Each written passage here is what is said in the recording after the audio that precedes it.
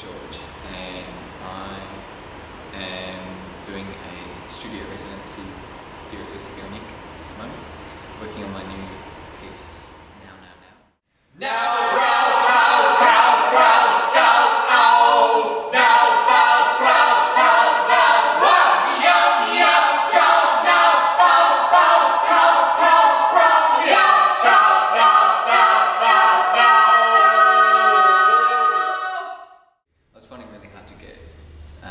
Further support for it, funding support and stuff.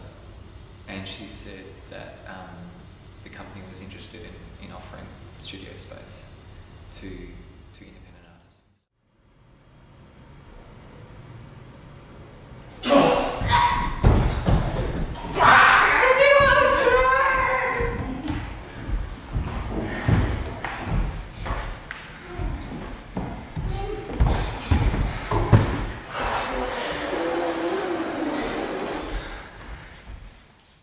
So I don't necessarily go towards a work and go, I want to make this kind of work, it's about this, this is what's going to happen, this is what it's going to look like. That doesn't, I know that works for a lot of people, but that doesn't work for me. And so I started this work absolutely not knowing what the hell I was going to make, and it's changed so much over that time. It's essentially about asking a question and working within a question of, can we be present in the moment? Can we be in the moment? Can we be in the now, in life, and in life? And I'm using that as a question to also explore it in a performance, a setting of a performance where there's an audience and where there's performers and where there's a creative process behind that, and there's collaborators working on it, and because that question's really interesting for me in life always. Dance has this tendency to need to impress, or to need to be virtuosic, or to need to be slick and amazing and something that other people can't do and stuff like that. And I find myself in those situations and I'm just like, I don't connect to this at all. It's so not real. So I'm interested in exploring if this is real, or if it's totally not real at all, and if it can't be real.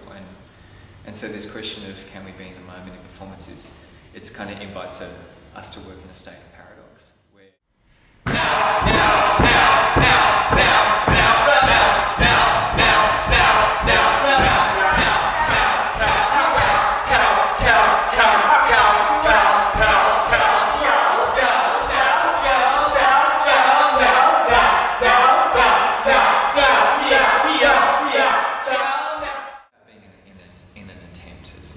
Succeeding or failing necessarily, or making judgment on any of that. So we've got some different modes that we're sort of working in. One is that we, instead of being present to this kind of visceral, corporeal world where we're here and there's an audience and we're with the audience and we're with each other, we actually funnel our attention to a television. Which is, in a way, completely not now, because our attention is elsewhere. But we use the television as a prompter to we have to work from the television in the moment with quite heavily layered scores, which ask the performers questions or propositions to can you recognise every passing moment and be struck by every passing moment and be completely connected to everything and aware of everything that's going on in the room and around you and in the audience and this room, and everything's kind of about this room and the audience and each other. And sometimes I go yes and just let it out. Maybe it hasn't happened yet. Before everything went back to normal. Wow, it's funny you mention that. It's really volatile, and sometimes it's really angry. It's very, very hyper, kind of a bit louder, a bit slightly obnoxious. Sometimes it's really horny, and sometimes it's really fucking happy, like, ugh.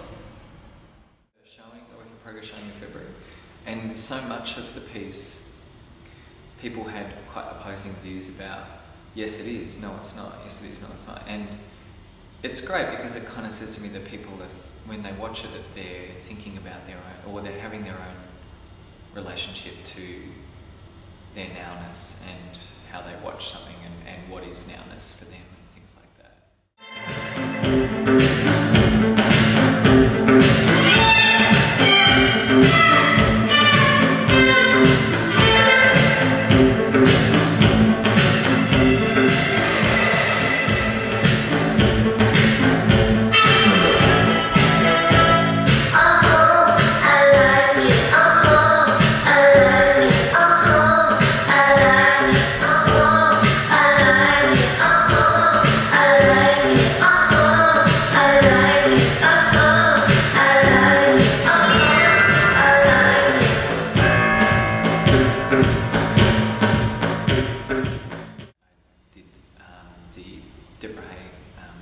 Solo performance project, and the work of that kind of work has a huge presence in this for me, and my recent experience of that, where Deborah has this 40-year-long research into a particular practice that she's created for herself and for people who work with her, which is about this is it. It's more about performers operating, working in a highly perceptual way, where they're incredibly available to any given moment, and that they're kind of really working so hard within that, and that it's not so focused on the physical output. And that this means something, or I'm going to get you to feel a certain way, or things like that. And Miguel Gutierrez, who I connected with about 3 years ago, that's still a very constant dialogue, and we're about to work together again. And where he's at with his work, and the kind of what he introduced, I feel like he introduced to me and opened up and see dance once again finding itself being this representational, paint a picture, paint an emotional story sort of art form, which is just, I don't know, I think that's wonderful, but I think there needs to be absolute questioning of that as well. Speaker. Speaker.